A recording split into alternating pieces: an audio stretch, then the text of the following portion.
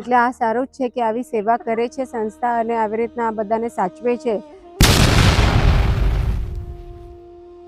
500 કરતા વધારે મંદબુદ્ધિ જીવ ભાઈઓ અને બહેનોનો આશરો એટલે આ માનવ પરિવાર ટ્રસ્ટ. અને એક નવું એડમિશન છે, વૃદ્ધ માજી છે, માનસિક પ્રકારે બીમારીનો ભોગ બનેલા છે. આ માજીને એમના સ્નેહીજનો આ માનવ પરિવાર ટ્રસ્ટમાં આશરો દેવા માટે મૂકવા આવેલા છે. તો આવો પહેલા વાત કરીએ. બેન, શું નામ છે આપનું? કાશ્મીરા. કાશ્મીરા બેન. ભાઈ, તમારું શું નામ છે? તનયભાઈ. કાશ્મીરા બેન, આ માજી તમારે શું રિલેશનમાં થાય? એટલે આ અમારા ફઈજી થાય. તમારા ફઈજી? હા. એટલે પેલા એમને જોવાવાળા હતા, હવે એમને જોવાવાળો અત્યારે કોઈ છે નહીં. ટૂંકમાં આ માજીનું શું નામ છે? વીણાબેન શાહ. વીણાબેન શાહ.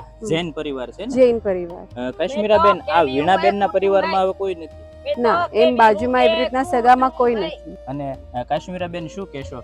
આપણે ઘણીવાર સમાજમાં આપણે જોતા હોઈએ કે આવા મજબૂર જીવ હોય, ઘર પરિવાર અપનાવે નહીં, ત્યારે આવા લોકોની સ્થિતિ ખૂબ કથળતી હોય છે.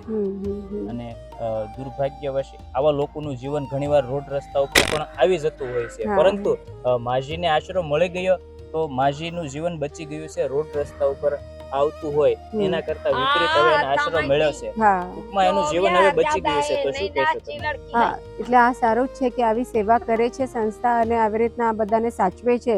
તો એના માટે કરીને જ અમે અહીંયા એમને લઈ આવ્યા છે કે એની સંભાળ રાખે અને એની દેખભાલ કરે. મિત્રો, આ હતા આપણી સાથે.